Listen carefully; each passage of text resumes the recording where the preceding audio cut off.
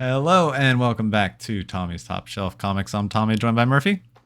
Hello. We're back with this week's top 5 comics for the week of October 4th, 2023. They were next week's comics, but now it's this week, so they are this week's comics, and we are here to talk about them. Starting with DC Ghouls. What? It's already October, man. I know, that's right? crazy. It's spooky season. It's spooky season. There's going to be lots of spooky comics coming out, too.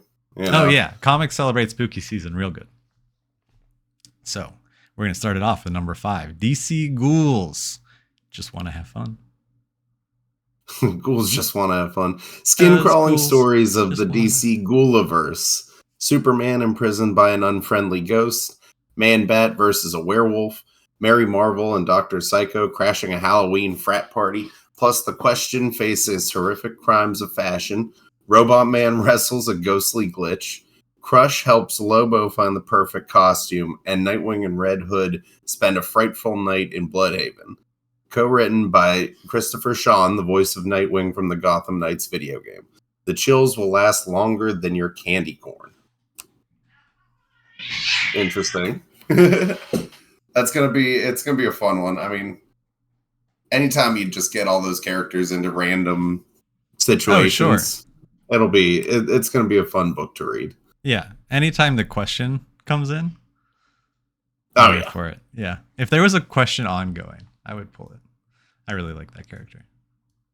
But it's also a super weird deep cut for like co-written by Christopher Sean, the voice of Nightwing from the Gotham Knights game. that is very strange. It's a weird call out. Like, sure, he was. I get it.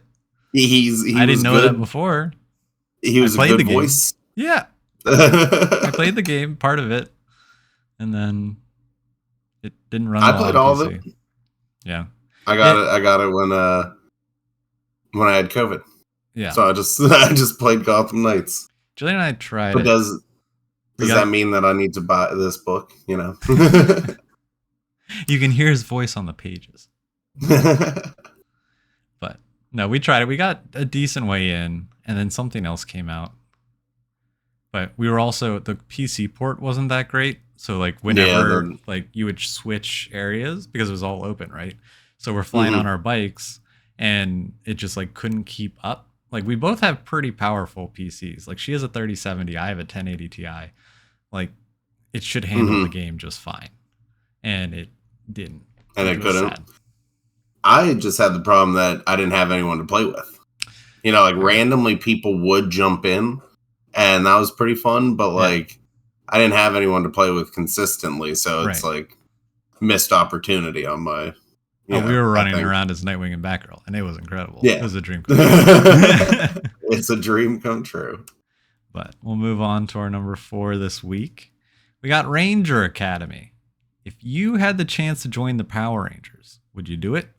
13-year-old Sage lives on an isolated lunar colony with her adoptive father, but her days on the farm will change forever when she comes across a wreckage with wounded passengers, people from an academy training to be something called Power Rangers. Fresh off their free comic book day preview, acclaimed young adult author Maria Engarde Mora and superstar artist Joe Mikyung introduce a bold new expansion of the Power Rangers universe. For the first time, discover the amazing school where Rangers are trained and find out for yourself which Ranger color you would choose. You would join. Oh, so they're going to be like houses. I guess they get to choose their color. That's pretty cool.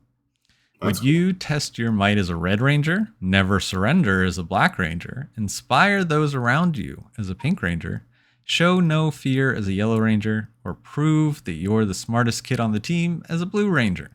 Enroll today. That's pretty cool. I'm wondering how much because I mean the free comic book day story showed the girl find the wreckage that they're talking about and like try to leave. Yeah. To go with them. So I wonder how much of that issue is going to be part of this issue. You know? Could be like the first couple of pages. It probably is. That's usually how the Free Comic Book Day issues go. But I mean, it's a cool concept. I never really thought of them as going to a school, Yeah. or like really being able to choose. Now, obviously, I'm not as up on Power Ranger lore, but it Hashtag does not seem my 90s kids Power Rangers. that's a long hashtag, but It's a long hashtag, but it's populated. No. But no, it seems like a fun story to have, and a different take. Yeah, I always like world building. Yeah. I mean, the Power Rangers universe is still like people care. Huge. And it's good. Huge. It was a large part of my childhood. Yeah. And I don't know. Okay. So my only qualm with this is I feel like they could have gone a little more creative with the colors, because when I was going through these and reading this, I was super excited about like the choose your color thing. Yeah, but then what quickly they would was be. like, there's not really like, what do you do? Like, I get what you do to be the mightiest, right? You're like the strongest, you work out, whatever. Never surrendering. That just means like you're there till you die. Inspire those around you, I get. That's like leadership. Show no fear. Kind of, isn't that similar to never surrender? And then prove you're the smartest kid, I get. But I don't know. Some of them just seem a little too vague. Well, maybe it'll go into more detail than that. Because I was originally thinking, I was like, oh, what if this is like the blue masks and the green masks and the something is killing the children masks. Yeah. They have different skill sets more than like characteristics. Right. Like, yeah. Well, we'll have to read. Maybe they go into more detail. They don't want to spoil too much. Yeah. Unlike our next one, Transformers #1. Also a blast from our past. Also, it's 90s all over again. So the all-new Transformers era starts here. Superstar creator Daniel Warren Johnson, alongside Energon Universe showrunner Robert Kirkman, reimagines Hasbro's robots in disguise for a brand new generation. Optimus Prime was supposed to have led the Autobots to victory. Instead, the fate of Cybertron is unknown, and his allies have crash-landed far from home, alongside their enemies, the Decepticons. As these titanic forces renew their war on Earth, one thing is immediately clear. The planet will never be the same. New alliances are struck, battle lines are redrawn, and humanity's only hope of survival is Optimus Prime. Discover the Transformers like you've never seen them before. So, technically, it's an Image #1. Yeah. Okay, so let's talk about that for a second. When I was, because I always order my comics like the week ahead, and I put them in and I pick them up. And I skimmed past this completely. I saw the word Transformers and I was like, nope. But now I want to pick this up.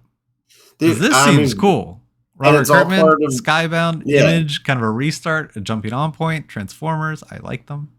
They were cool. And it's cool because, like it says, is the Energon universe. You know, this is the start of it. The only other comics that have come out for that universe so far have been the first couple issues of Void Rivals. Yeah. And in Void Rivals, like immediately they encounter I believe an Autobot. It's like they're going to be connected. It's super cool. Part of it. Yeah. And like it says, it's a restart. It's a reboot. So, you can have never read a Transformers comic. Right. Or watch the show or anything. And that's why I never did, because I was like, this is way too much. Because I'm the kind of person that's like, oh, I'm reading a new comic. I start at the beginning. Yeah. And I feel like Transformers has too many. It's kind of like G.I. Joe. Same but thing. It's not even like, it's even more than just a new #1, because it's a new publisher. It's a new creative team. It's everything more than meets new. The eye. It's more than meets the eye. It's robots in disguise. It's an Image #1 in disguise, because I missed it. Yeah, I'm super pumped for this. The whole universe seems cool. I'd imagine that when they bring G.I. Joe in, it'll be the same thing. Like it's I don't know if I'll pick that up. Nah, I'm not. I think it'll depend. If it's if it's a creative team I like, then maybe. This one's pretty huge too, and Daniel Warren Johnson is writing and drawing it. He's both the writer and artist for this, at least this first one. So no, I mean, I'm not saying this is a bad creative team. I'm just saying it would take a lot more for me to pick up G.I. Joe, because G.I. Joe, like Transformers, were a part of my childhood. G.I. Joe kind of was. Well, at least it wasn't for me. It wasn't. Yeah, dude. Snake Eyes. That one. I don't know. Yeah, I can tell you who. That's about it. If you were like name 5 G.I. Joe characters, I don't think I could. That's fair. You got G, you got I, you got Joe, you got Snake, and you got Eyes, right? 5. But yeah, no, I'm excited for this. I am going to pick and actually add this to my list, and I do plan on picking this up. Yeah, read Void Rivals too. That's pretty cool. I know. I'll read those first. I have been picking those up. But we have our number 2. G.O.D.S is finally here, or G.O.D.S. Jonathan Hickman reinvents the cosmology of the Marvel Universe. What happens when the powers that be meet the natural order of things? The infinite detente. The infinite detente between the natural order of things and the powers that be nears an end. Old acquaintances are reunited during a Babylon event. The Lion of Wolves throws the worst parties. Don't look under the table. There's a John Wilkes Booth penny on the ground. This enormous extra-sized first issue features Doctor Strange, who, while not boring at all, is easily the most boring person in this book. What did I just read, Murphy? What is this book? So Jonathan Hickman, what is this book? Like, it's Hickman. Yeah, exactly. So I'm on board. Good. Yeah. It's going to be good. I'm going to want to read it. But no, they've been pushing this super hard. It's in everything. For months, and I have no idea. I have no idea what it's going to be about. So, I mean, I'd assume history gets altered by, reality is altered somehow.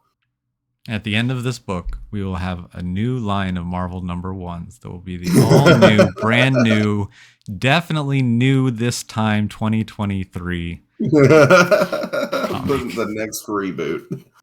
But no, I mean, it's Hickman.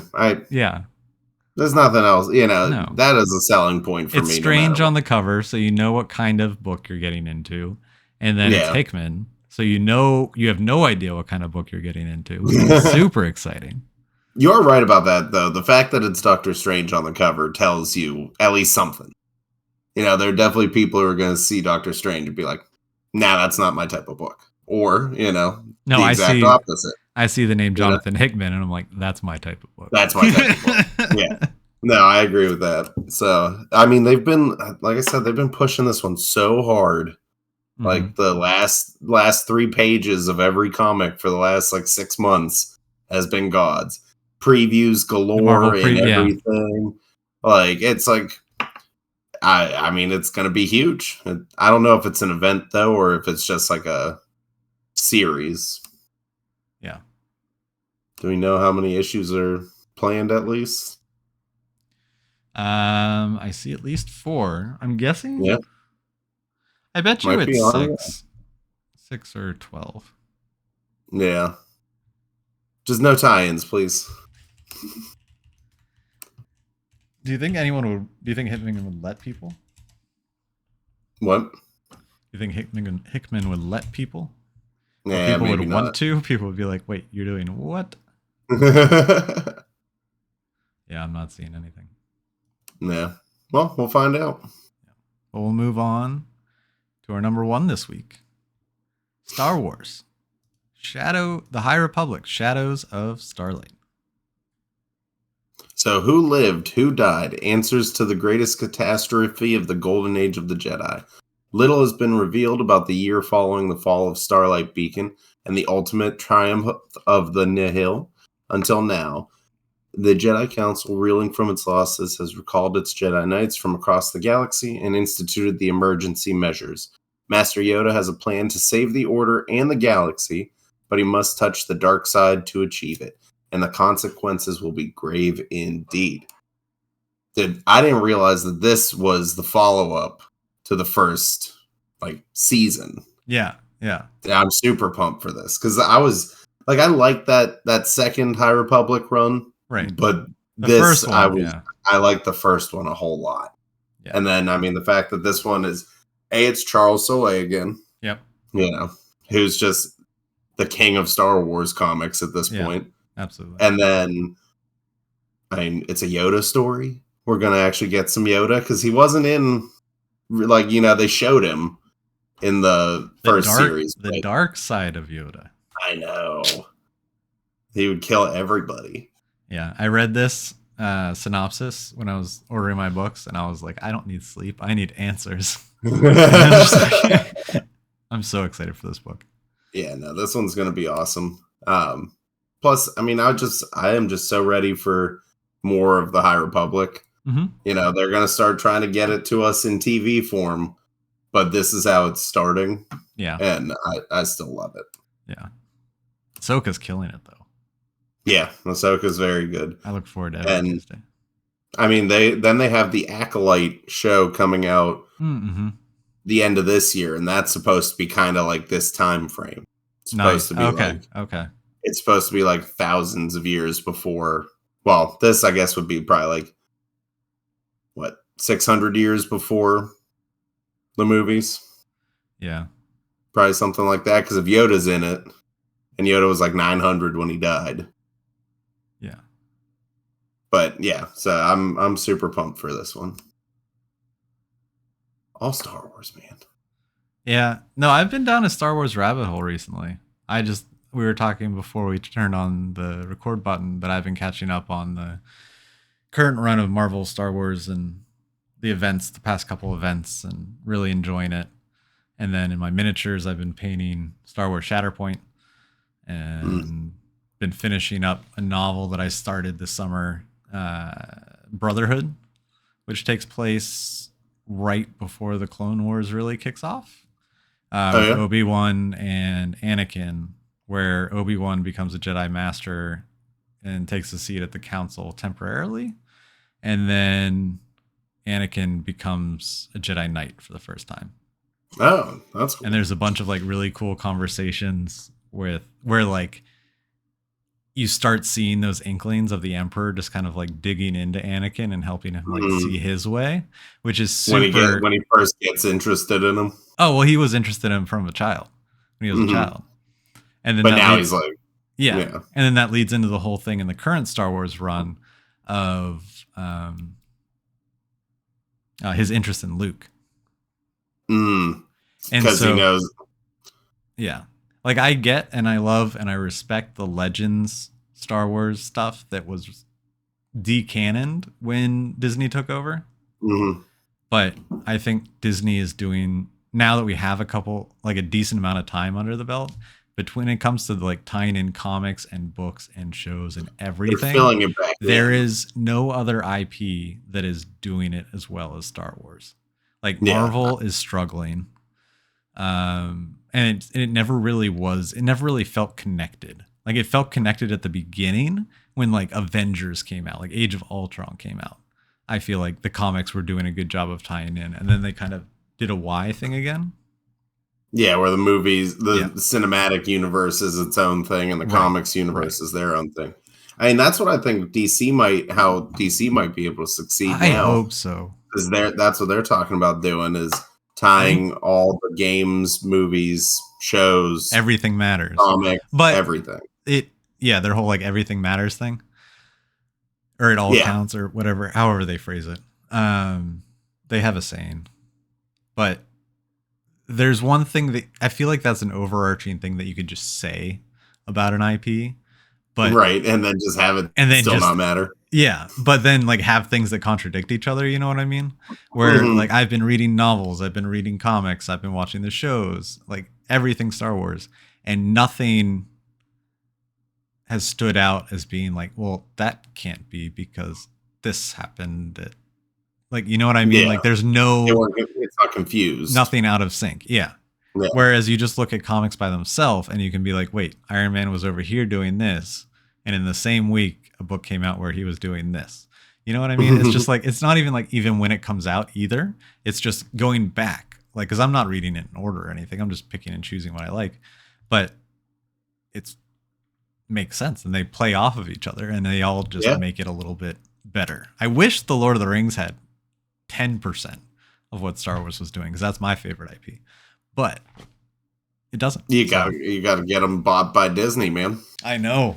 They're stuck with Amazon right now. They're stuck with Amazon. Like, that's not the right one. And then Amazon's getting Warhammer 40,000 universe from really? Games Workshop. Yeah. Henry Cavill starring in it.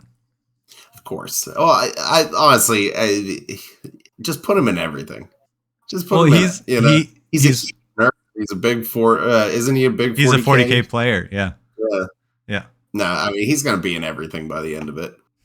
And apparently he's just like read all the source material to the point where like he's the right guy, you know? Yeah. Yeah. Everything you hear is like, he's helped produce. I think he's helping. No, don't do that. I think he's listed as a producer as well. Well, yeah, he's big, a big name at this point. You got to make him a producer. Yeah.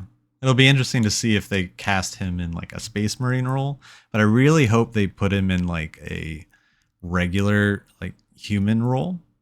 Because then they can put because he's a big guy, right? And everyone knows Henry Cavill's a big guy. And then you put he's huge. Yeah.